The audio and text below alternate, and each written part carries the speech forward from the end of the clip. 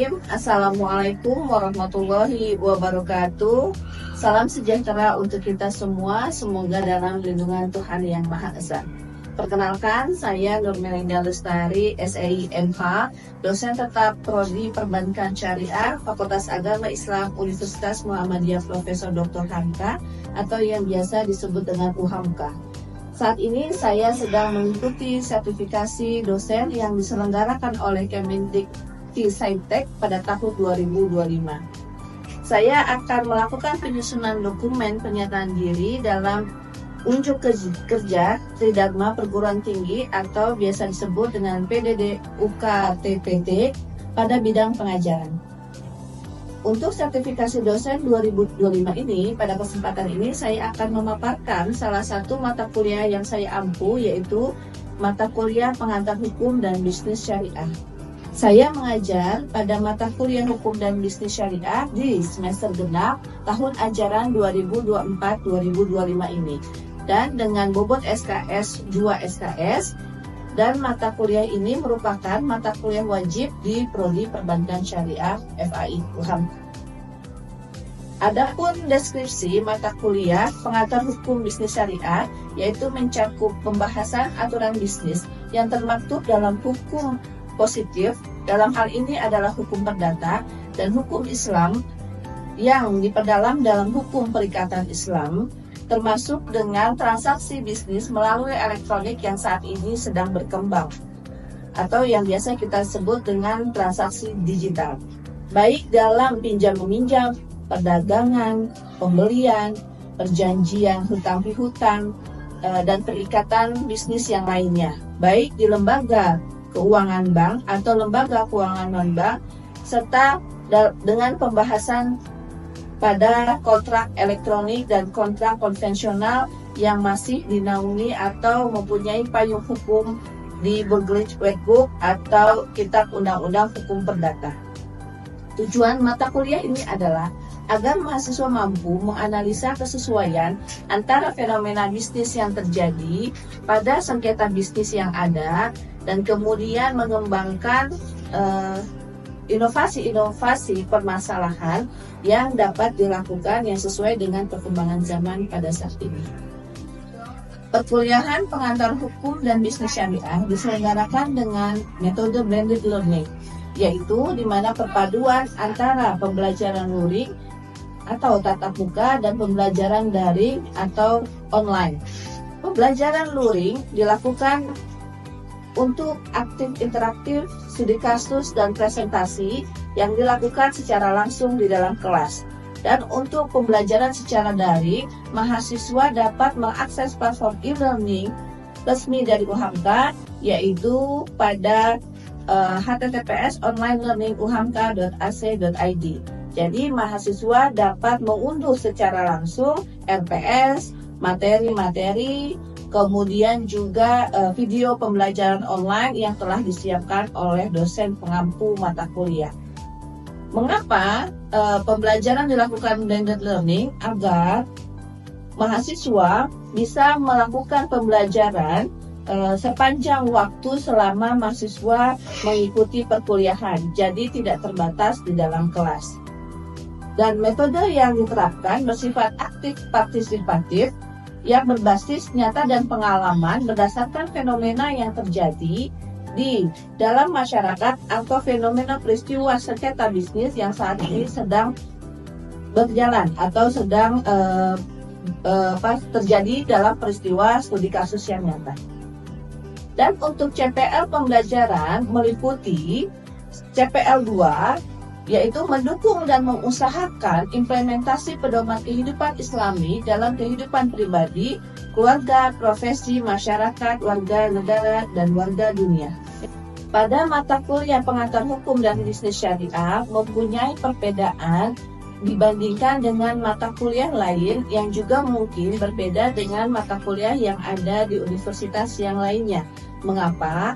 Karena di Universitas Muhammadiyah Profesor Dr. Hamka kami mempunyai nilai lebih atau nilai tambahan sebagai pembeda distingsi, yaitu Al-Islam dan Kemuhammadiyahan, yang semuanya termaktub dalam CPL. Kemudian CPMK dan sub CPMK, berikut juga masuk ke dalam materi-materi pembelajaran yang ada di Universitas Muhammadiyah Profesor Dr. Hamka. Untuk CPL pada mata kuliah pengantar hukum dan bisnis syariah meliputi 1. Pada CPL 2, mendukung dan mengusahakan implementasi pedoman kehidupan Islami dalam lingkungan kehidupan pribadi, keluarga, profesi, masyarakat, warga negara, dan warga dunia. Kemudian, yang kedua, CPL ketiga, mampu menelaah perkembangan ilmu pengetahuan dan teknologi dan memperdalam penerapan keilmuan sesuai dengan bidang berdasarkan kaidah dan tata cara etika ilmiah, baik dari perspektif hukum positif maupun perspektif hukum Islam. CPL 4 menguasai teori-teori umum hukum bisnis sekaligus konsep bisnis, teori hukum bisnis syariah. CPL 5 menguasai teori hukum bisnis termasuk hukum bisnis dalam perspektif syariah. CPL 6 menganalisa kerangka hukum bisnis menurut perspektif hukum positif dan hukum syariah. CPL 7 mampu menganalisis fenomena ekonomi yang berkaitan dengan bisnis syariah. CPL 8 mampu menerapkan pemikiran logis, kritis, sistematis, dan inovatif dalam konteks perkembangan atau implementasi ilmu pengetahuan dan atau teknologi yang memperhatikan dan menerapkan nilai-nilai humaniora yang sesuai dengan bisnis yang terjadi. CPL 9 mampu mengambil keputusan secara tepat dalam konteks penyelesaian masalah di bidang keahliannya berdasarkan hasil analisis informasi dan data. CPL 13 terampil menganalisis dan mendesain kerangka berpikir ilmiah melalui pendekatan problem solving dalam memecahkan masalah-masalah bisnis syariah. Sedangkan untuk CPMK atau capaian pembelajaran mata kuliah yang diharapkan meliputi 1. Mahasiswa mampu memahami aspek-aspek hukum positif dan hukum syariah dalam fenomena ekonomi, prinsip dasar syariat Islam dalam manajemen lembaga keuangan, baik bank maupun non-perbankan. CPMK 2, mahasiswa menjelaskan akad dan kontrak bisnis baik menurut perspektif hukum positif maupun hukum perikatan Islam sesuai dengan alur dan landasan hukum perdata maupun hukum perikatan Islam. CPL 4, mahasiswa mampu menguasai, memahami, membedakan antara aspek hukum bisnis positif maupun hukum bisnis syariah.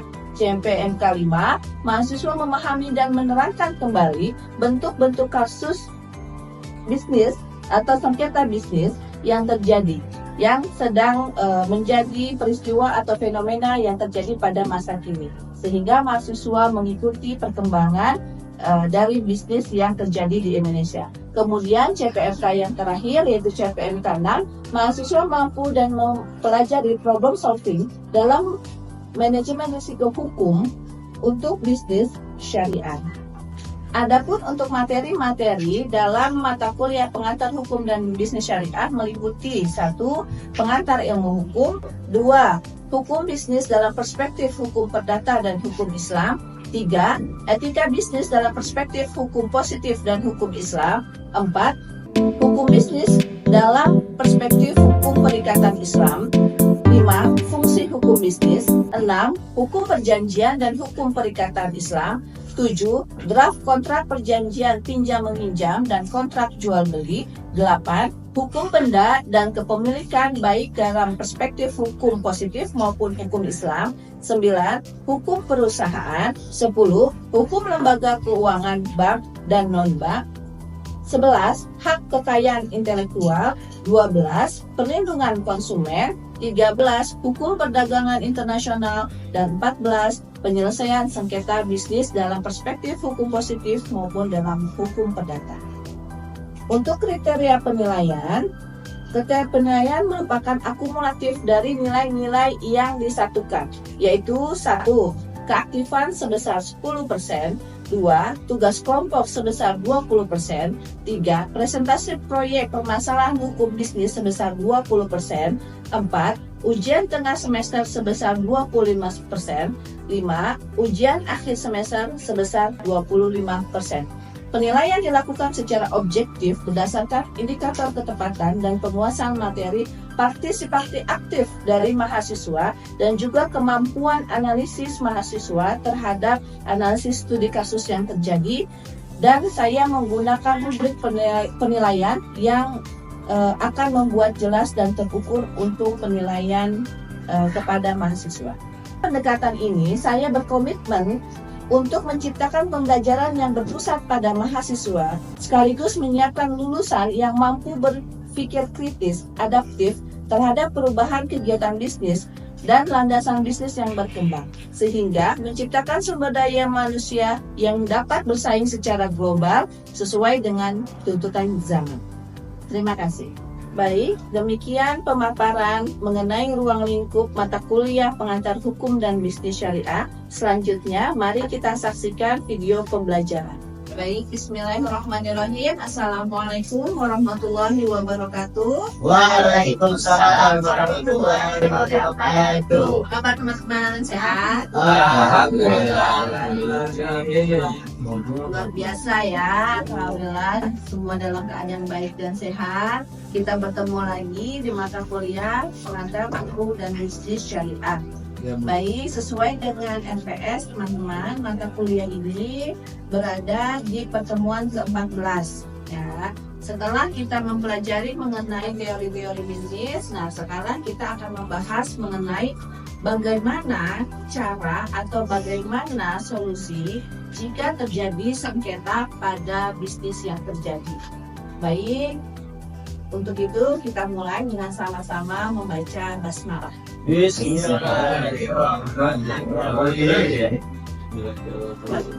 Bismillahirrahmanirrahim. Alhamdulillah, alhamdulillahirabbil alamin. Assalatu wassalamu ala asyrofil anbiya'i wal mursalin wa ala alihi washabbihi ajmain.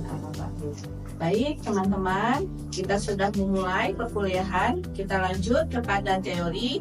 Nah, nanti akan kita coba bahas sedikit mengenai kasus-kasus yang terjadi atau sengketa-sengketa yang terjadi di dalam bisnis yang terjadi di akhir-akhir ini ya. Teman-teman ya, siap ya? Oke, baik. Bisnis terkadang berjalan tidak sesuai dengan semestinya, teman-teman ya. Jadi ketika teman-teman nanti akan bekerja di lembaga keuangan perbankan maupun non-bank, maupun nanti teman-teman akan menjadi pengusaha ya, atau menjadi businessman dan businesswoman, terkadang bisnis yang berjalan tidak melulu sesuai dengan yang kita harapkan. Ada saja permasalahan-permasalahan yang kemudian itu menimbulkan sengketa. Nah, sengketa itulah yang kemudian menjadi awal mula bisnis tidak berjalan dengan semestinya ya. Jadi sengketa bisa terjadi oleh beberapa pihak atau terjadi bahkan oleh salah satu pihak saja. Nah, kita lihat ya teman-teman ya, satu persatu. Oke, sengketa bisnis apa sih sebenarnya ya? Jadi suatu sengketa ya bisa dikatakan itu terjadi apabila ada suatu hal atau suatu kendala atau suatu peristiwa atau suatu prestasi kalau bahasa hukumnya ya, yang tidak dijalankan oleh salah satu pihak yang melakukan kegiatan bisnis. Misalkan sudah terjalin kerjasama bisnis antara kedua belah pihak, namun kedua belah pihak salah satunya ada yang berkhianat, gitu ya. Apakah itu melarikan laporan keuangan, ya, atau memanipulasi laporan keuangan, kemudian menyembunyikan barang dagang yang diperdagangkan, gitu ya, atau kemudian adanya suatu hal atau tindakan yang membuat atau merugikan bisnis yang dijalankan. Ya, jadi sengketa itu ya bisa terjadi adanya suatu konflik bisnis yang membuat adanya atau menimbulkan ketidaksepahaman antara dua belah pihak yang melakukan bisnis ya. Dan biasanya memang bisnis dilakukan oleh kedua belah pihak ya teman-teman ya. Walaupun mungkin bisnis itu punya kita sendiri gitu ya. Misalkan Fauzan punya bisnis elektronik, tapi kan ketika mengadakan elektronik, apakah Fauzan bisa bikin sendiri? Enggak kan ya, pasti Fauzan mengambil dari distributor gitu ya. Nah, ketika ada perjanjian bisnis kedua belah pihak, itulah mungkin terjadi ketidaksesuaian dengan yang diperjanjikan. Baik, kita lanjutkan apa yang dimaksud dengan sengketa dan bagaimana dia terjadi, ya. Jadi sengketa sesuatu yang bisa kemudian menimbulkan, ya, reputasi atau nama baik atau kepercayaan, ya, kepada pihak yang lain itu kemudian berkurang. Kenapa? Karena tindakan, perilaku, keputusan, kemudian permainan, ya, yang kemudian merugikan pihak yang lain. Nah, sengketa awalnya memang disebut dengan konflik kalau dari bahasa Inggrisnya, ya, secara bahasa, ya. Nah, tapi kalau dalam istilah Indonesia itu biasa disebut dengan sengketa. Sengketa itu bisa terjadi atau adanya konflik, gitu ya. Dan sengketa kadang-kadang tidak dapat teman-teman dihindari. Nah, terkadang kita tidak berpikir itu akan terjadi, gitu ya, karena terjadi secara tidak terduga, ya, dan juga mungkin sulit terukur, gitu ya. Berbeda dengan risiko-risiko yang dihadapi di perbankan misalkan, ya. Kalau di perbankan, karena teman-teman pro di perbankan syariah, kita biasa ada risiko-risiko perbankan syariah, ada risiko kredit, ya, ada risiko modal, gitu ya teman-teman, ya. Nah, kalau itu bisa diukur kan kita, ya, menyiapkan apa yang harus dilakukan. Namun konflik atau sengketa kadang terjadi oleh kedua belah pihak tanpa kemudian terduga terlebih dahulu. Nah, itu kemudian menimbulkan risiko rusaknya nama baik atau rusaknya reputasi salah satu pihak, dan kemudian menimbulkan risiko hukum, ya, yang harus dijalani atau dirasakan oleh kedua belah pihak. Nah, oke teman-teman, kita lanjutkan, ya. Nah, faktor-faktor terjadinya sengketa atau konflik ada apa saja, ya? Pertama, ada data konflik, teman-teman. Apa itu data konflik? Jadi ada ketidaksesuaian data yang diberikan atau persepsi persamaan yang menimbulkan satu persepsi yang seharusnya terjadi. Nah, kita contohkan misalkan teman-teman pernah membeli di e-commerce? Pernah. Nah, apakah teman-teman pernah merasakan adanya ketidaksesuaian itu? Silakan Leli. Ya, jadi saya pernah beli barang di e-commerce. Itu barangnya kacamata, jadi saya beli lensanya aja. Terus frame-nya tuh udah punya sendiri, jadi yang dibeli frame-nya, lensanya aja. Nah, di deskripsi tuh kayak udah tertera gitu kalau misalnya lensanya ini bakal dipertipis. Cuma pas datang ternyata nggak dipertipis, terus masih full bulat gitu, Bu. Nah, terus saya coba lapor, coba saya chat gitu ke penjualnya. Awalnya tuh dia kayak nggak mau salah gitu, kayak kan di awal kakaknya udah jelas gitu, dari saya nggak di cuma di apa tuh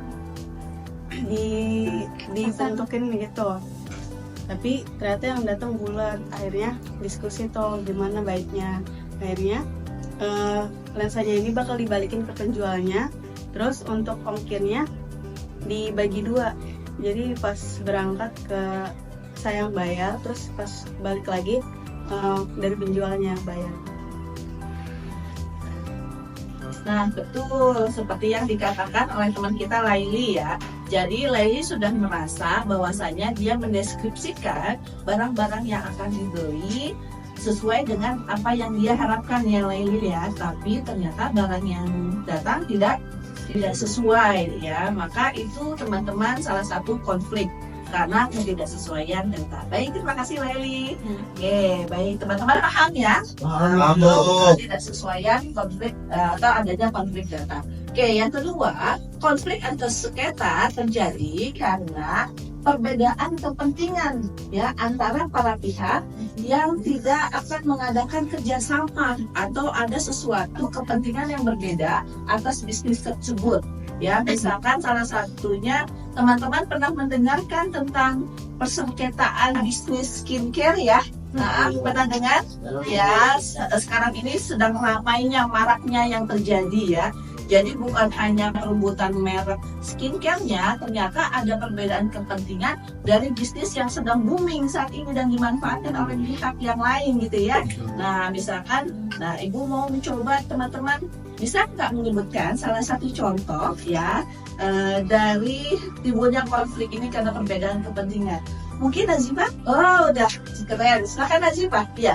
Yang saya tahu tentang Dr. Reza Gladys dan Nikita Mirzani yang minta uang 5M karena Dr. Reza Gladys itu merasa produknya itu difitnah sama Nikita Mirzani, Ibu. Baik, betul sekali Nazifah ya. Itu contoh yang terkini ya, yang terjadi berdasarkan bedanya kepentingan antara satu pihak dengan pihak yang lain. Pihak pertama mencoba menjalankan bisnis ya dalam sektor kosmetik ya, walaupun mungkin ada kesalahan ya di dalam produknya, tapi dia mengakui bahwasannya produk tersebut memiliki kekurangan dan beliau mencoba untuk memperbaiki gitu ya. Namun ada pihak lain yang mempunyai kepentingan berbeda ya teman-teman ya, yang punya kepentingan berbeda dan kemudian memanipulasi dari keadaan atau peristiwa bisnis yang terjadi gitu ya. Jadi itu juga merupakan salah satu unsur atau salah satu faktor yang bisa menimbulkan konflik ya teman-teman ya, atau sengketa. Baik, kita lanjutkan teman-teman. Konflik bisa terjadi di antaranya juga konflik hubungan atau relationship ya yang kurang baik atau terjadinya kesalahan komunikasi ya, tapi itu kemudian berulang-ulang kali dilakukan gitu ya. Dan mungkin ada faktor kesengajaan teman-teman, adanya informasi yang tidak diinformasikan sejak awal sehingga menimbulkan kesalahan kepada pihak lain ya. Sekarang misalkan kalau kita lihat adanya berbagai macam platform pinjaman online ya. Teman-teman pernah dengar pinjaman online pasti ya. Nah, itu juga ada informasi-informasi yang kemudian menimbulkan konflik ya. Oke, mungkin di sini ada yang pernah mempunyai pengalaman dengan pinjaman online? Saya mau punya Bu ya. Ya, silakan, Buma. Nah, Ya kalau dari pengalaman saya sih lebih ke ini sih Bu, teman saya gitu. Jadi memang ada beberapa teman saya yang waktu itu ketika itu membutuhkan uang gitu. Cuman karena nggak ada di lingkungan sekitar yang bisa memberikan dia uang, akhirnya dia pinjol tuh Bu. Nah dari pinjolnya itu memang awalnya itu dia masih bisa mengangsur gitu kan. Cuman beberapa saat kemudian ada terkendala lah segi keuangan dia dan akhirnya sempat miskom dan akhirnya dia sampai disamperin ke rumahnya Bu sama debt collector gitu Bu. Jadi emang lumayan jadi konflik sih Bu gitu, dan pada akhirnya setelah dia main baik-baik dan ya selesai sih Bu gitu paling kalau pengalaman saya gitu Bu. Oke, pengalaman yang Kak Boma alami ya, itu memang sekarang marak terjadi ya teman-teman ya, dan itu bisa terjadi karena apa tadi Kak Boma? Adanya apa? Adanya miskomunikasi Bu. Adanya miskomunikasi atas apa? Atas informasi ya teman-teman ya, informasi berapa angsuran yang harus dipenuhi atau dilunasi ya, berapa besarnya bunga yang kemudian harus ditanggung oleh konsumen ya, atau peminjam ya, atau nasabah, dan juga beberapa informasi mungkin penyelesaian sengketa yang tidak diinformasikan ya. Jadi sehingga terjadinya miskomunikasi ya antara dua belah pihak yang bersengketa. Oke, bagus sekali Kak Buma, terima kasih ya. Oke, kita lanjutkan ke konflik struktural ya. Nah, konflik struktural ini lebih kepada adanya perilaku yang kemudian bisa menimbulkan ya, menghalangi kerjasama antara kedua belah pihak. Dan di sini biasanya adanya faktor-faktor kekuasaan atau kekuatan yang diperebutkan antara satu pihak dengan pihak yang lain ya, berebut antara satu dengan yang lainnya. Ada yang bisa memberikan contoh teman-teman? Silakan Kak Nadia. Yang setahu saya itu ayam geprek Bensu Ibu. Kan awalnya merek Bensu itu punyanya Benny Sujono, yang awal daftarnya itu ayam geprek Bensu. Tapi ternyata Ruben Onsu punya merek juga geprek Bensu, dan ternyata sama, dan Ruben Onsu kayak menggugat Benny Sujono dan karena dianggap melanggar hak merek gitu Ibu. Dan akhirnya Benny Sujono yang menang karena Benny Sujono duluan yang udah mendaftarkan nama bensunya. Bagus sekali karena dia ya, walaupun kasus itu sudah lama ya, tapi cukup berarti pada kasus-kasus sengketa bisnis yang saat ini terjadi ya. Jadi terjadinya perselisihan di struktural pemilik ya, di struktural pemilik dari merek ayam geprek bensu dan geprek bensu gitu ya.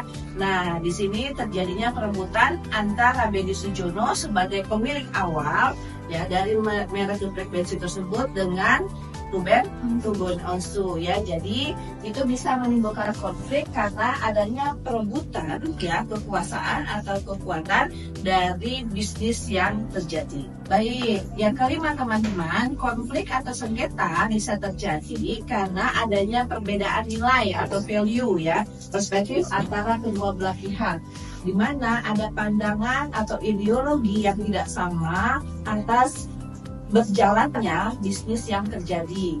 Nah, mungkin di antara teman-teman ada yang bisa mencontohkan ya. Siapa yang bisa mencontohkan? Bu. Nah, silakan Kak Henry. Contohnya perusahaan sawit yang ingin memperluas gitu Bu, memperluas tanah atau kebun sawitnya di sekitaran hutan Kalimantan dan Papua. Dalam pandangan dari pihak PT itu ingin memperluas produksi ekspornya dan juga memperluas lapangan tenaga kerja. Namun di satu sisi pandangan masyarakat di sekitar perkebunan sawit itu sangat berdampak gitu bagi mereka karena mereka sangat dirugikan seperti itu Bu. Baik Kak Henry, terima kasih ya. Itu kasusnya memang sedang terjadi ya teman-teman ya, di mana terjadinya perusakan sumber daya alam ya, dan ternyata ada kepentingan yang berbeda ya dari pihak lain yaitu perusahaan. Oke, mungkin selanjutnya teman-teman ada yang bisa memberikan contoh, nggak usah jauh-jauh, mungkin dari Kak Henry, silakan Kak Fauzan bisa memberikan contoh. Ya, contohnya di perbankan syariah Bu, ada sebuah perusahaan yang mengajukan pembiayaan kepada bank. Tetapi dari pihak pembiayaan tersebut itu tidak disahkan karena dari perusahaan tersebut tidak layak dalam pembiayaan. Tetapi di belakang itu ternyata ada main Bu, yaitu ada uang suap lah untuk bisa meloloskan uang pembiayaan tersebut. Baik teman-teman, hebat-hebat sekali ya teman-teman mampu menganalisa fenomena-fenomena yang terjadi saat ini dalam dunia bisnis ya teman-teman ya. Kebetulan sekali nih teman-teman, tadi contoh yang teman-teman sebutkan ada di beberapa contoh fenomena kasus yang sedang terjadi, yaitu ada fenomena perebutan merek geprek bensu dengan ayam geprek bensu ya, kemudian di e-commerce, kemudian juga di skincare, dan juga ada perebutan di gudang garam dan gudang baru ya, yang ternyata gudang garam dan gudang baru ini ternyata berbeda loh pemilikannya, tapi ternyata ada kesamaan ya, ada kesamaan di mereknya, di bungkusnya ya, sehingga itu bisa menimbulkan perspektif yang sama kepada masyarakat. Oh ini dari satu produksi, ternyata dari berbeda produksi. Nah jadi dari beberapa hal itulah dapat menimbulkan yang namanya konflik. Jadi sampai di sini teman-teman paham ya mengenai apa itu konflik atau sengketa yang terjadi di bisnis ya. Oke, terima kasih teman-teman. Kita lanjutkan. Nah, ketika sengketa itu terjadi, bagaimana cara menyelesaikannya teman-teman? Apakah gontok-gontokan? Ya nggak mungkin kan ya. Apa kemudian berantem di sosial media ya. Ibu kira juga tidak bisa. Kenapa? Karena masing-masing adalah perusahaan yang mempunyai etika bisnis. Terkadang teman-teman ya, walaupun mungkin beberapa hal tadi sudah mereka lakukan di luar